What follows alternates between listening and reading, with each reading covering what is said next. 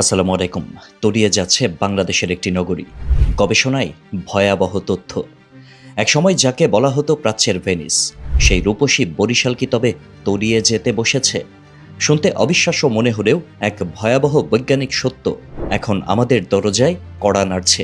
দক্ষিণাঞ্চলের শান্ত নদী ঘেরা এই ঐতিহ্যবাহী শহরটি ধীরে ধীরে মাটির নিচে দেবে যাচ্ছে। চোখে না পড়লেও মাটির গভীরে এক নীরব বিপর্যয় দানা বাঁধছে, যা ভবিষ্যতের জন্য বয়ে আনতে পারে চরম বিপদ।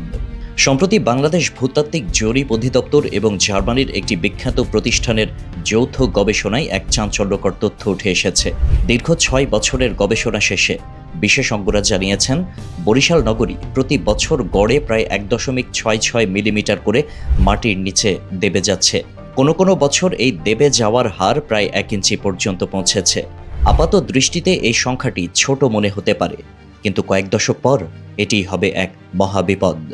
কেন দেবে যাচ্ছে এই শহর? বিশেষজ্ঞরা এই ধীর পতনের পেছনে প্রধানত দুটি কারণকে দায়ী করছেন: অপরিকল্পিত নগরায়ন এবং ভূগর্ভস্থ পানির অতিরিক্ত উত্তোলন। বরিশাল শহর জুড়ে এখন মাথা উঁচু করে দাঁড়াচ্ছে বহুতল ভবন। মাটির ধারণ ক্ষমতা পরীক্ষা না করেই বিশাল সব স্থাপনা নির্মাণের ফলে নিচের স্তরে প্রচণ্ড চাপ তৈরি হচ্ছে। এতে করে নরম পলিমাটির স্তর ধীরে ধীরে সংকুচিত হয়ে নিচে নেমে যাচ্ছে। নগরীর জনসংখ্যা বাড়ার সাথে সাথে পাল্লা দিয়ে বেড়েছে পানির চাহিদা। হাজার হাজার গভীর নলকূপের মাধ্যমে মাটির নিচ থেকে অবিরাম পানি তোলা হচ্ছে। ফলে মাটির নিচে যে শূন্যতা বা ফাঁপা স্তরের সৃষ্টি হচ্ছে, তা পূরণ করতে ওপরের মাটি ধসে নিচে বসে যাচ্ছে। এটি অনেকটা স্পঞ্জের মতো, ভেতরের পানি বের করে নিলে যেমন সেটি চুপসে যায়, বরিশালের মাটির অবস্থাও এখন অনেকটা তেমন। গবেষণায় দেখা গেছে, বরিশাল নগরীর BM কলেজ এলাকা, বটতলা এবং করিমকুটি অঞ্চলে এই দেবে যাওয়ার প্রবণতা সবচেয়ে বেশি।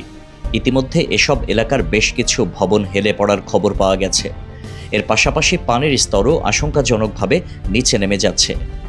আগে যেখানে 700 থেকে 800 ফুট গভীরে গেলেই পরিষ্কার পানি পাওয়া যেত, এখন সেখানে 1100 ফুট গভীরে গিয়েও অনেক সময় পানি মিলছে না। বিশেষ করে গরমকালে পানির স্তর 30 থেকে 40 ফুট নিচে নেমে যাওয়ায় সাধারণ মানুষের ভোগান্তি চরমে পৌঁছাচ্ছে। যদি এই দেবে যাওয়ার হার বজায় থাকে, তবে আগামী 50 থেকে 100 বছরের মধ্যে বরিশালের বড় একটি অংশ বসবাসের অযোগ্য হয়ে পড়তে পারে। সমুদ্রপৃষ্ঠের উচ্চতা বাড়ছে আর অন্যদিকে শহরের উচ্চতা কমছে। এই দুইয়ের মিলনে সামান্য জোয়ারেই পুরো শহর প্লাবিত হওয়ার ঝুঁকি তৈরি হচ্ছে। জলোচ্ছ্বাস বা ঘূর্ণিঝড় হলে এই বিপদের মাত্রা হবে আরও কয়েক গুণ বেশি। বিশেষজ্ঞদের মতে, এখনই কার্যকর পদক্ষেপ না নিলে বরিশালকে বাঁচানো কঠিন হয়ে পড়বে। আমাদের যা যা করা জরুরি, যেমন ভূগর্ভস্থ পানির ওপর নির্ভরতা কমিয়ে বৃষ্টির পানি এবং নদীর পানি শোধনের ব্যবস্থা করা, জলাশয় ও পুকুর ভরাট বন্ধ করা যাতে বৃষ্টির পানি মাটির নিচে গিয়ে রিচার্জ হতে পারে, ভারী ও বহুতল ভবন নির্মাণের ক্ষেত্রে কঠোর নিয়ম মেনে চলা। বরিশাল আমাদের গর্ব, আমাদের শেকড়। প্রকৃতির এই সতর্ক সংকেত যদি আমরা এখনই গুরুত্ব না দেই, তবে পরবর্তী প্রজন্মের কাছে আমরা একটি মৃত শহর রেখে যাব। তাই সময় ফুরিয়ে যাওয়ার আগেই পরিকল্পনা মাফিক কাজ শুরু করা এখন সময়ের দাবি। আল্লাহ হাফেজ।